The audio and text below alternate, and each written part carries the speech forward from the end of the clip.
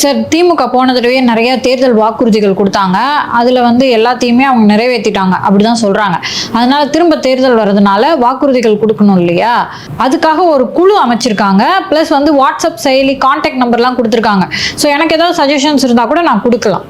ராஜினாமா பண்ணிட்டு போங்கன்ற சஜஷனை இமீடியட்டாக அந்த நம்பருக்கு அனுப்பி விடுங்க.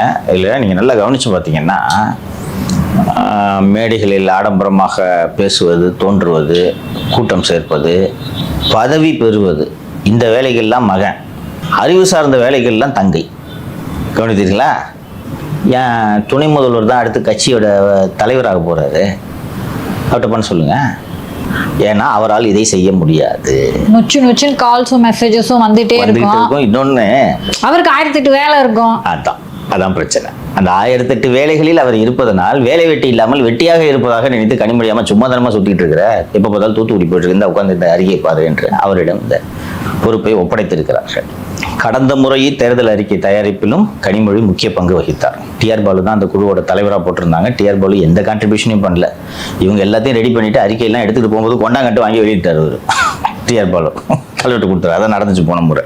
ஸோ இந்த முறை அது போல் நடக்க வேண்டாம் என்பதற்காக இதன் தலைவராகவே கனிமொழியை போட்டு உங்களுக்கு பார்ப்பதற்கு என்ன தோன்றும் என்றால், ஒரு பெரிய அங்கீகாரம் தேர்தல் அறிக்கை தயாரிப்பு குழுவுக்கே கனிமொழியை தலைவராக்கி இருக்கிறார்களே என்று உங்களுக்கு தோன்றும். ஆனால் உண்மையிலே இது காம்ப்ளிகேட்டடான வேலை, கஷ்டமான வேலை. அண்ட் கடந்த ஆண்டு அறிக்கையில் இருக்கக்கூடிய பெரும்பாலான விஷயங்களை நீங்கள் இதில் சேர்க்க வேண்டும். சேர்த்தால் அப்பவும் போட்டிருக்க இப்பவும் போட்டிருக்க அதே இதை காப்பி பேஸ்ட் பண்ணுறதுக்காக ஒரு அறிக்கையா என்ற விமர்சனமும் எழும்.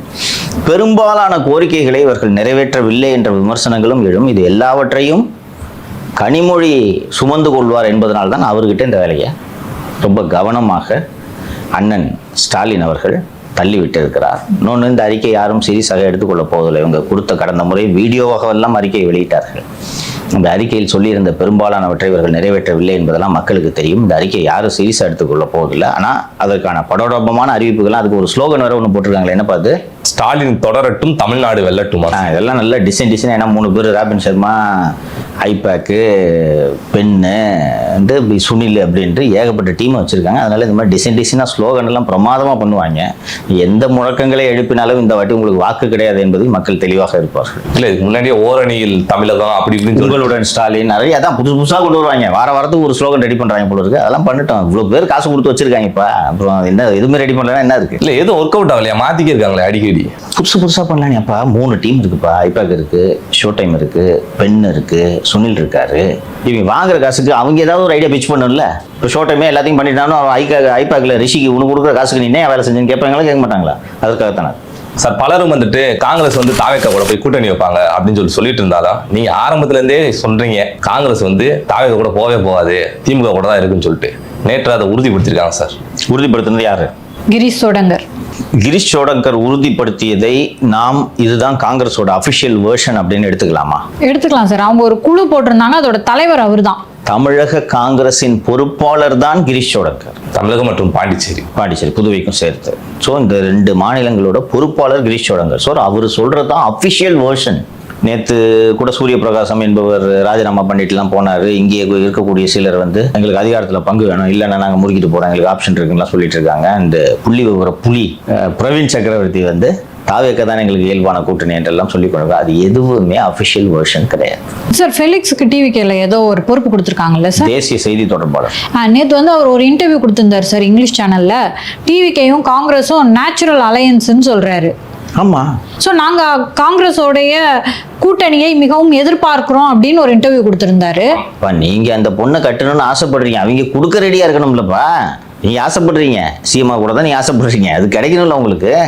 கிட்டத்தட்ட 2 ஆண்டுகளுக்கு முன்பு விக்கிரவாண்டியில் தமிழக வெற்றி கழகத்தின் முதல் மாநாட்டில் முதலில் ஆட்சியில் பங்கு, அதிகாரத்தில் பங்கு என்ற முழக்கத்தை விஜய் அவர்கள் முன்னெடுக்கிறார். ஒரு சிபிஎம்ல தோழர் சண்முகம் அவர்கள், நீங்க இந்த ஆஃபரை கொடுத்து கூட ஏன் உங்ககிட்ட யாருமே வரல, இது வரைக்கும் ஒருவர் கூட வரவில்லை என்று சொல்கிறார். அதுபோல நான் ரொம்ப விரிவாக நேற்று கூட நான் பேசியிருந்தேன்னு நினைக்கிறேன். காங்கிரஸ் ஒரு தேசிய கட்சி. காங்கிரஸோட எய்ம் தமிழ்நாட்டில் ஆட்சி பிடிக்கிறதா, டெல்லியில் ஆட்சி பிடிக்கிறதாப்பா? டெல்லியில். அப்படி இருக்கும்போது எல்லா ஃபேக்டர்ஸையும் ஒரு தேசிய கட்சி சேர்த்து பரிசீலனை செய்யுமா, செய்யாதா? ஏற்கனவே பாத்தீங்கன்னா காங்கிரஸ் ஒரு குழு போட்டாங்க திமுக கூட பேசுறதுக்காக கூட்டணி தொடர்பா. அதுக்கப்புறமா திரு சிதம்பரம் அவர்கள் சொல்லிட்டாரு, அரசல் புரசல் வதந்திகளுக்கெல்லாம் இந்த குழு ஒரு முற்றுப்புள்ளி வைக்கும் அப்படின்னு சொல்லிட்டு. அப்புறம் கூட வந்து பார்த்தீங்கன்னா தொடர்ந்து நியூஸுகளில் தாவேகா காங்கிரஸ் கூட்டணி வாய்ப்பு இருக்குன்ற பேச்சுக்கள் இருந்துச்சு. இதுக்கப்புறம் அதை வந்து நிறுத்திட்டு அடுத்த கட்ட வேலைகளை எல்லாரும் பார்க்க ஆரம்பிப்பாங்களா? தாவேகாவை கூட சொல்றேன், சைன் பண்ணி காங்கிரஸ்க்கு இத்தனை சீட்டுன்னு திமுக தலைவர்களும் காங்கிரஸ் தலைவர்களும் அஃபிஷியல் அந்த ஃபோட்டோக்கெல்லாம் போஸ்ட் கொடுப்பாங்கல்ல, ஒரு சைன் பண்ணி, அதுவரை இந்த செய்தி தொடரும். லுக் மாலதி, இப்போது நாமளே இப்போ இந்த ஷோக்கு முன்னாடி இன்றைக்கி என்ன பேச போகிறோன்றதை டிஸ்கஸ் பண்ணுறோம். இன்றைக்கி டிஸ்கஸ் பண்ணும்போது அது முடிஞ்சு போச்சுப்பா அப்படின்னு கடந்து போயிட முடியுமா? யாராவது ஒரு காங்கிரஸ் தலைவர் ஒருத்தர் ஒரு இது சொல்லியிருப்பார், இல்லை எங்களுக்கு அதிகாரத்தில் பங்கு வேண்டாம், எங்களை திமுக மரியாதையாக நடத்தவில்லைன்னு சொல்லியிருப்பார். அதை டிஸ்கஸ் பண்ணாமல் நம்ம கடந்து போக முடியுமா? தேர்தல் நேரம் இது போல அந்த அஃபிஷியலாக சைன் பண்ணி இவ்வளோ சீட்டு காங்கிரஸ்க்குன்னு அசைன் பண்ணுற வரைக்கும் இந்த செய்திகள் தொடரும். இது எல்லா தேர்தல்கள்லையும் நடந்திருக்கு. மக்கள் நல கூட்டணி உருவாகி நாங்கள் தனியாக போகிறோன்னு அனௌன்ஸ் பண்ணுறது வரைக்கும் இல்லை திமுக கூட தான் போகுது, படம் நழுவி விட்டது, பாலில் விட போகிறது அப்படின்ட்டு அந்த செய்தியெல்லாம் நம்ம பார்த்தோமா இல்லையா? ஸோ தேர்தல் நேரத்தில் இப்படித்தான் நியூஸ் சைக்கிள் இருக்கும். ஸோ இது இயல்பு. ஆனால் நம்ம அரசியலை புரிந்த நாம இதுக்கு வாய்ப்பு இருக்கா இல்லையான்றது த்ரெட் வேற அனலைஸ் பண்ணுறோன்னா நமக்கு தெரிஞ்சிடும். ஸோ நான் சொன்னது போல சிம்பிளான கால்குலேஷன் சொல்கிறேன். காங்கிரஸில் இருக்கவங்களோட சேர்த்து 39 எம்பியை கையில் வச்சுருக்காங்க. இந்த 39 எம்பி வந்து மக்களவையில் மிகப்பெரிய பலம் இந்தியா கூட்டணிக்கு, காங்கிரஸுக்கு இல்லையா? 39 பேரும் இந்தியா கூட்டணி தானேப்பா. இங்கே வந்து தம்பி விஜய் கூட போகலாம் என்று அவர்கள் முடிவெடுத்து விட்டார்கள் என்றால் இந்தியா கூட்டணி உடஞ்சு போச்சா? 39ல் 12 ஆயிடுமா? காங்கிரஸுக்கு இருக்கிற அந்த 12 மட்டும்தான், மீதி போயிடுவாங்களா? காங்கிரஸ் எடுக்கக்கூடிய நகர்வுகளுக்கு, மக்களவையில் எடுக்கக்கூடிய நகர்வுகளுக்கு இந்த மீதி இருக்கிற 17, 18 எம்பி, 20 எம்பி சப்போர்ட் பண்ணுவாங்களா? அடுத்த 3 ஆண்டுகளுக்கு மக்களவையில் அரசியல் செய்ய வேண்டுமா வேண்டாமா காங்கிரஸ் கட்சி? அப்போ காங்கிரஸோட நகர்வுகளுக்கு, காங்கிரஸ் எடுக்கக்கூடிய முடிவுகளுக்கு மக்களவையில் திமுக மற்றும் அதன் கூட்டணி கட்சிகள் ஆதரவு தெரிவிக்க மறுத்துவிட்டால் இழப்பு யாருக்கு? காங்கிரஸ்க்கு. எவ்வளோ பெரிய இழப்பு அது? மிகப்பெரிய இழப்பு. 3 வருடங்கள் நீங்கள் பார்லிமெண்ட் ஃபேஸ் பண்ணணும். ஓகேவா? இது ஒரு போர்ஷன் முடிச்சது. அடுத்தது வர்றேன் நான். 29 நெருங்கிடுதுன்னு வச்சுக்குவோம். அப்போது காங்கிரஸ் தானே அலையன்ஸ் ஒரு ஃபார்ம் பண்ணணும், லீடு பண்ணணும். ஏற்கனவே நீங்கள் ஆரம்பிச்ச இந்தியா கூட்டணி பொழந்துக்கிட்டு உடஞ்சு போச்சுன்னா உங்களை நம்பி எவன் வருவான்? கடந்த முறை இந்தியா கூட்டணி என்ற ஒரு அமைப்பை கட்டுவதற்கு எவ்வளவு போராடினார்கள். இந்தியா கூட்டணியோட தலைவராக இருக்க வேண்டியவர் தானே நிதிஷ்குமார். இல்லைனா மம்தாவை அதுக்கு தலைவராக்கலான்னு சொல்லி அது முடியாது கிடையாதுன்னு சொன்ன உடனே அந்த கூட்டணி எப்படி உடைந்து போனது என்பதையும் நாம் பார்த்தோம். ஸோ அவ்வளோ கஷ்டப்பட்டு ஒரு இந்தியா கூட்டணி உருவாக்கி வச்சிருக்காங்க. அந்த இந்தியா கூட்டணியில் மிகப்பெரிய கட்சி எது என்றால் இன்னைக்கு திமுக தான். 19 எம்பி வச்சிருக்காங்க. நான் நேற்று இந்த ஜஸ்டிஸ் ஜிஆர் சுவாமிநாதன் இம்பீச்மெண்ட் மோஷனை உதாரணமாக சொன்னேன். எவ்வளோ பெரிய ரிஸ்க்காக காங்கிரஸ் எடுத்திருக்கு. நான் சொன்னது போல் ஜுடிஷியரி கிட்டே போக மாட்டாங்க. அது எதுக்குப்பா கோர்ட்டு வேண்டாம்ப்பா அப்படின்ட்டு வந்துடுவாங்க. அதில் இவங்க வேணுக்குன்னு வம்புக்கு கோர்ட்டில் கொடுத்த ஒரு ஜட்ஜ்மெண்ட்டுக்கு எதிராக ஐயோ இவர் இப்படி தீர்ப்பு கொடுத்து விட்டார், ஊழலுக்காக ஒரு நீதிபதிக்கு எதிராக இம்பீச்மெண்ட் மோஷன் கொண்டு வருவது என்பது வேறு. அது ஜுடிஷியரியை தாண்டி பிஜேபி காரங்க ஐயோ இந்துக்கள் மனசு புண்பட்டுருச்சு அந்த மாதிரி ஒரு விஷயத்துல, சென்சிட்டிவான ஒரு விஷயத்துல காங்கிரஸ் போய் அங்க நிக்குதுன்னா கூட்டணியை உடைக்கிறதுக்காக அங்க போய் நிக்குது. அதுவும் பிரியங்கா காந்தி எதுக்கு அனுப்புறாங்க? ஸோ இவ்வளவுதான், புரியுதா? அதனால இந்த செய்திகள் பதில் தாவேகா கூட போகுது என்ற செய்திகள் எல்லாம் நாம் புரிந்து கொண்டு அணுக வேண்டும். அதை புரிஞ்சுக்கிட்டீங்கன்னா ஈஸியாக புரிஞ்சிடும் உங்களுக்கு. சார், லயோலா கல்லூரி முன்னாள் மாணவர்கள் நடத்திய ஒரு கருத்து கணிப்புல மீண்டும் முதல்வர் ஆகிறார் மு.க. ஸ்டாலின் அவர்கள். சார், 2வது இடத்தை விஜய் பிடிக்கிறாரா, 3வது இடத்துக்கு அதிமுக போதும் சார். அந்த திமுக மாணவர் அணி தான் அந்த லயோலா மாணவர்கள் கருத்து கணிப்பு. இதெல்லாம் ரொம்ப சீரியஸாக எடுத்துக்க வேண்டியதில்லை தம்பி.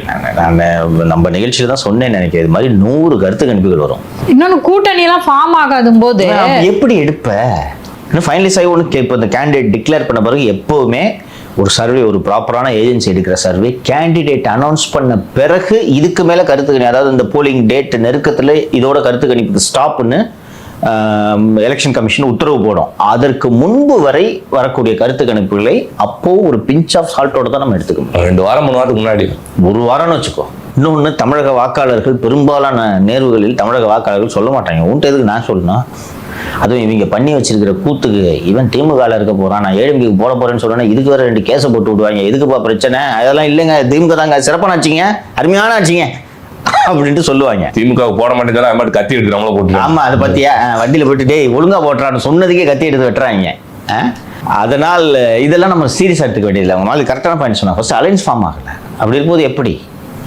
அண்டு நம்ம பலமுறை விவாதிச்சிருக்கோம். இன்னைக்கு போய் இந்த ரோட்டில் நின்று இங்கே 3 பேரும் கையில் ஃபார்மை வச்சுக்கிட்டு தமிழகத்தின் முதல்வராக யார் வர வேண்டும் என்று விரும்புகிறீர்கள்? விஜய், உதயநிதி, மு.க. ஸ்டாலின், எடப்பாடி பழனிசாமி அப்படின்னு வரிசையாக ஒரு 5-6 பேரை நீங்கள் சொன்னீங்கன்னா இயல்பாக எல்லாரும் விஜய் சூஸ் பண்ணுவாங்க. இந்த தொகுதிக்கு வேட்பாளர் அறிவித்த பிறகு நீங்கள் எடுக்கக்கூடிய கருத்து கணிப்பில் இந்த பயிரை பிடிக்காத மேலே 10 கேஸ் இருக்குது. ஒன்றா நம்ம லோஃபர் இவன் வேண்டாம், அங்கே அந்த பக்கம் நிற்கிறவர் நல்லா இல்லை அப்படின்னு அப்போ தான் மைண்டு சேஞ்ச் ஆகும். இன்னொன்று, கேம்பெயின்லாம் செட் ஆகி பல்வேறு ஃபேக்டர்ஸ் இருக்குது. இது மாதிரி நான் சொன்னது போல் அந்தந்த கட்சி அவங்க விருப்பத்துக்கு ஏற்ற மாதிரி இப்போ ஏடிஎம்கேலேருந்து 2 சர்வே விட போகிறாங்க. இது அவங்க விட்டாங்களா, நம்ம 2 விடுவான்னு சொல்லிட்டு எடப்பாடி இவ்வளோ லீடிங்கில் இருக்காருன்னு விடுவாங்க. எல்லாரும் பண்ணுவாங்க. அதனால இதெல்லாம் ஒரு we should take it with a pinch of salt. அதான் இந்த கருத்து கணிப்பு வந்து தொடர்ந்து சோசியல் மீடியால கொஞ்சம் பரவிட்டே வந்துகிட்டே இருக்கும். இந்த பேனா நிறுவனம் இது மாதிரி 100 சர்வே எடுத்து விடுவாங்க. நிறைய கம்பெனி வச்சிருக்காங்க அவங்க. இது அதுன்ட்டு ஸ்பார்க் மீடியா, இந்த மீடியா, அந்த மீடியான்னு நிறைய வச்சுருக்காங்க. எடுத்து நைஸாக கருத்து கணிப்பிட்டு விடுவாங்க. பார்க்கும்போது இது ஜெயிச்சிருக்காங்களா, அப்போ திமுக ஜெயிக்க தான் போது போல இருக்குது அப்படின்ட்டு நினச்சிக்கிட்டே இருந்துட்டு மண்ணை எப்படி கவ்வ போகிறாங்கன்றதை பாரு. எத்தனை இடங்களில் இந்த ஆண்டு தேர்தலில் 3வது இடத்திற்கு திமுக தள்ளப்பட போகிறது என்பதை பாருங்கள். சார், தாவேகாவினுடைய இணை பொதுச் செயலாளர் ஆனால் நிர்மல்குமார் அவர்கள் வந்து ஒரு குற்றச்சாட்டை முன்வச்சிருக்காரு சார். அது ஒரு ட்விட்டு போட்டிருக்காரு, அதை படிக்கிறேன். ஜனநாயகன் படத்தை சென்சார் உறுப்பினர்கள் பல வாரங்களுக்கு முன்பே பார்த்து UA சான்றிதழை பரிந்துரைத்தனர். ஆயினும் தற்போது வரை சென்சார் சான்றிதழ் தரப்படவில்லை. தடுப்பது யாரோ? தடைகள் பல வரலாம், தட்டி பறிக்க சில கூட்டமும் வரலாம். அனைத்து தடைகளையும் தகர்த்து வெற்றி வாகை சூடுவோம். நான் விசாரிச்சு என்ன நடந்துச்சுன்றதை நான் சொல்கிறேன். ஃபஸ்ட்டு வந்து ஒரு ஜேர்னலிஸ்ட்டை நம்ம இதில் இருக்கக்கூடிய லாஜிக்கை பார்த்துடலாம். இப்போ அவர் வந்து கொள்கை எதிரின்னு பிஜேபி கடுமையாக விஜய் அவர்கள் விமர்சனம் செய்கிறார் என்பது உண்மை. அதனால் விஜயோட இந்த படத்துக்கு சென்சார் சான்றிதழ் தராமல் பிஜேபி தடுக்குமா? மாட்டாங்கன்னு நினைக்கிறேன். ஒரு படமா பெரிய தாக்கத்தை ஏற்படுத்த போகுது. அந்த அளவுக்கு அவங்க இங்க மைக்ரோ மேனேஜ் பண்றது இல்ல சார். பண்ணணும் அப்படின்னு தான் எதிர்பார்க்கிறோம் திமுகக்கு எதிராக. நான் என்ன சொல்றேன், வருமான வரித்துறை இருக்கிறது. இப்போ புதுசா தாவேகாவுக்கு எதிராக சிபிஐயே இருக்கிறது இல்லையா? இந்த படத்துக்கு சான்றிதழ் தராமல் தடை செய்வதால் பாதிப்பு விஜய்க்கா, படத்தின் தயாரிப்பாளருக்கா? தயாரிப்பாளருக்கு. அந்த படத்தின் தயாரிப்பாளர் KVN என்ற நிறுவனம் தான் அந்த படத்தின் தயாரிப்பாளர். அவர்கள் கர்நாடகாவை சேர்ந்த தயாரிப்பாளர்கள். அவர் பிஜேபி ஆதரவாளர் தெரியுமா? படத்தோட தயாரிப்பாளர்கள். படம் ஒரு நாள் தாமதமான கூட சில 100 கோடிகள் இழப்பை அவர் சந்திப்பார், தயாரிப்பாளர் இல்லையா? பிஜேபி ஆதரவாளராக இருக்கக்கூடியவர் சரி தாமதமாகட்டும்னு வேடிக்கை பார்ப்பாரா? ஓகேவா? அவர் போய் அணுக மாட்டாரா? அவர் தெரிஞ்ச கான்டாக்ட் வச்சு மூவ் பண்ண மாட்டாரா? கர்நாடகாவில் பிஜேபி வலுவாகவே இருக்கு இல்லையா? அணுக மாட்டாங்களா? இவர் நம்ம BL சந்தோஷ்லாம் கர்நாடக மாநிலத்தை சேர்ந்தவர் தானே. அங்கே இவ்வளோ நாள் இவ்வளோ இது லாஸ் ஆகிடுங்க அப்படின்னு சொல்லிட்டு அணுகுவார். ஸோ அதற்கான சாத்தியங்கள் குறைவு. ஸோ சென்சார் போர்டு வந்து சென்ட்ரல் போர்டு கீழே தான் வருது. அப்போ பிஜேபி தான் இந்த மாதிரி வேலையை பண்ணுறாங்கன்னு இவங்க குற்றம் சாட்டுறாங்களா சார்? ஆமாம், அதைத்தான் சொல்ல வர்றாங்க. தடைகள் வரலாம் அப்படின்னு எந்த தடையும் வரல. அப்புறம் ஏன் இன்னும் கொடுக்காம இருக்காங்க? இல்லைம்மா, அதற்கு நான் விசாரித்த போது அவங்க மத்திய அமைச்சர் திரு முருகன் அவர்களுடைய அலுவலகத்தில் விசாரித்த போது அந்த படத்தை ஸ்லோ டவுன் பண்ணு, நிறுத்து, தடை கொடு அப்படின்ட்டு எங்களுக்கு எந்த விதமான அழுத்தமும் கட்சி தலைமையில் இருந்தோ, பிரதமர் அலுவலகத்திலிருந்தோ, உள்துறை அமைச்சர் அலுவலகத்திலிருந்தோ வரவில்லை என்று உறுதியாக சொல்கிறார்கள். அதனோட கான்ட்ராக்ட் நல்ல கான்ட்ராக்ட் இருந்துச்சுன்னா கேட்காதீங்க சங்கரத்தை பற்றி அப்படின்றாங்க. அவெல்லாம் இல்லைங்கன்ட்டாங்க. ப்ராக்டிக்கலாக டிஃபிகல்ட்டி. சென்சார் பார்த்துட்டு UAன்றது வரைக்கும் டிசைட் ஆகிடுச்சு. மும்பைக்கு போயிட்டு மும்பையிலேருந்து சர்டிஃபிகேட் வரணும். 9ஆம் தேதிக்கு முன்பு சான்றிதழ் உறுதியாக கொடுக்கப்பட்டு விடும் என்பதை என்னிடம் அஷ்யூர் பண்ணுறாங்க. அதில் அந்த படத்தை தடை பண்ணுறதுக்கு எந்த விதமான ஐடியாவும் தடை பண்ணுறதுக்கோ தாமதம் பண்ணுறதுக்கோ. இன்னொன்று, இந்த மாதிரிலாம் தடை பண்ணால் Vijay will grow as a hero. கரெக்டாக எடுத்து எப்படி ஊதுவாங்க? ஒரு படம் வர்றதை உங்களால் தாங்கிக்க முடியலன்னு சொல்லிட்டு ஊதுவாங்களா மாட்டாங்களா? எதுக்கு அதை கொடுத்துக்கிட்டு? புதுச்சேரியிலலாம் பேசுறதுக்கு பர்மிஷனே கொடுத்தாங்களே சார். சரியான பாயிண்ட்டை சொல்கிறாங்க. யோ பர்மிஷன் கிடையாது போயா அப்படின்னு சொல்கிறது எவ்வளோ நேரம் இருந்திருக்கும்? யார் கண்ட்ரோலில் இருக்குது? பிஜேபி. அதோட லாண்ட் ஆர்டர் யார் கண்ட்ரோலில் வருது? அமித்ஷா. அங்கே இருக்க போலீஸ் ஆஃபீஸர்ஸ் யார் கண்ட்ரோலில் வேலை செய்கிறாங்க? அமித்ஷா. எவ்வளோ பிரமாதமான ஏற்பாடுகளை செய்திருந்தார்கள். பாதுகாப்பு ஏற்பாடுகள் எவ்வளோ பிரமாதமாக இருந்துச்சு. அதை பண்ணுவாங்களா, சினிமாவை நோண்டுவாங்களா? ஸோ அந்த அடிப்படையில் இதுக்கான தடை இடையெல்லாம் எதுவும் பண்ணுற மாதிரி இல்லை. Certificates will be issued. ஆனால் தம்புக்கு ஒரு மேட்டர் சொல்கிறேன்பா. வரும் ஜனவரி 12 அன்று விஜய் அவர்கள் டெல்லி CBI அலுவலகத்தில் விசாரணைக்கு ஆஜராகிறார். எப்படி சொல்கிறீங்க? ஆஜராகிறான்னு சொல்கிறேன். எப்படி சொல்கிறீங்கன்னா டெல்லி CBIலேருந்து சொல்லி தான் சொல்கிறேன். இப்போது நீங்கள் 2 பேரும் மூத்த பத்திரிகையாளர்கள் என்ற அடிப்படையில் சொல்லுங்கள், இது பழிவாங்கும் நடவடிக்கையா? விஜய் முடக்குவதற்கான ஒரு சரியா? விஜயை அச்சுறுத்துவதற்கான ஒரு முயற்சியா? நம்ம ஆல்ரெடி பேசினோமேங்க சார், இன்ஸ்டன்ட்டே அவரை பார்க்க வந்து தான் நடந்தது. ஸோ அவர் இல்லாமல் விசாரணையை முடிக்க முடியாது. அவரை விசாரிக்காம விசாரணையை க்ளோஸ் பண்ண முடியுமா? முடியாது. சுப்ரீம் கோர்ட் மானிட்டர் பண்ற இன்வெஸ்டிகேஷனா? அந்த ஸ்டாம்பீடில் இறந்தவர்கள் யாரை பார்ப்பதற்காக வந்தார்கள்? திரு விஜய் அவர்களை. ஸோ விஜய் அவர்களோட வேர்ஷன் என்னன்றதை ஒரு விசாரணை அதிகாரி கேட்டு பதிவு செய்ய வேண்டியது விசாரணைக்கு அவசியமா இல்லையா? விசாரணை முழுமை அடையாது. ஆமா, எப்படி முடிக்க முடியும்? உங்களை பார்க்க வந்திருக்காங்க, நீங்க வேணும்னே தாமதமா விபத்து ஏற்படுத்தணும், மூச்சு திணறி எல்லோரும் இறக்க வேண்டும் என்ற நோக்கத்தில் நீங்க தாமதப்படுத்தி வண்டியை நிறுத்தி வந்தீங்க அப்படின்னு சொல்லிட்டு கரூர் காவல்துறையினர் பதிவு செய்திருக்கிறார்கள். இன்னொன்று, யாரு தான் அந்த சாவுக்கு காரணம் அப்படின்றத கண்டுபிடிங்கன்னு சொல்லிட்டு தான் சொல்லியிருக்காங்க. நீங்கள் காரணமா இல்லையா என்பதை உங்கள் தரப்பு நியாயம் என்ன, உங்கள் தரப்பு தரவுகள் என்ன அப்படின்றத விசாரணை அதிகாரி கேட்க வேண்டும் தானே. ஸோ அந்த அடிப்படையில் தான் வர சொல்லியிருக்கிறார்கள். ஏன்னா உச்சநீதிமன்றம் மானிட்டர் பண்ற இன்வெஸ்டிகேஷன்றதுனால they have to submit the report. இன்னொன்று பொலிட்டிக்கல் ஆங்கிள்லையும் நான் சொல்றேன், விஜய் கூட்டணிக்கு வந்தால் நல்லது. விஜய் போன்ற ஒரு ஃபோர்ஸை கூட்டணிக்கு அழைத்து 40 எம்எல்ஏக்களை வெல்ல வைத்து தமிழக வெற்றி கழகத்தை ஒரு வலுவான சக்தியாக உருவாக்குவது பிஜேபிக்கு நல்லதா? இப்போ தாவேக அதிமுக பிஜேபி கூட்டணிக்கு வந்து விட்டால் விஜய் கட்சி ஜெயிச்சிருமா? ஒரு நம்பர், சர்டன் நம்பர் ஜெயிச்சிருவாங்களா? ஜெயிச்சிட்டா அவங்க ஒரு ஃபோர்ஸாக இருப்பாங்களா? அது பிஜேபிக்கு நல்லதா? எந்த கட்சிக்குமே நல்லதில்லை. ஏன் விஜய் ஜெயிக்க வைக்கணும்? 20% தாவேக வாங்குறாங்கன்னு இருக்கும், எம்எல்ஏ ஆவாங்களா? தனியாக ஜெயிச்சிருவாங்க என்டிஏ கூட்டணி அப்படின்னா தேவையில்லை. ஒருவேளை திரு விஜயும் சேர்ந்தாதான் பலம்னா என்டிஏ அதை பற்றி யோசிக்கணும். கரெக்ட், வெரி குட் நீங்கள் சொன்னது. ஆனால் ஜெயிச்சிட முடியும், இந்த பக்கத்து போட்டி போடுற திமுகவே இருக்காதுன்ற சூழல் உருவாச்சுன்னா விஜய் எதற்கு? அப்போ இந்த மாதிரி தான் அவங்க யோசிப்பாங்க. சிம்பிளாக சொல்லுங்க. இன்னொரு ஆங்கில சொல்கிறேன், விஜய் ஒரு 40 எம்எல்ஏ ஜெயிச்சிடுறாரு, ரைட்டா? 29 மக்களவைத் தேர்தல் வருகிறது, பிஜேபி சரிவை சந்தித்து கொண்டு இருக்கிறது, தோகபோத் பஸ் அப்படின்ற ஒரு மூடு செட் ஆகிடுது. எடப்பாடி பிஜேபியை கழட்டி விட்டு தாவேக கூட போக மாட்டார் என்று உங்களால் உத்தரவாதம் அளிக்க முடியுமா? முடியாது. அப்போ தாவேகன்னு ஒரு கட்சி இருந்தால் தானே நீ கூட்டணி வைப்ப?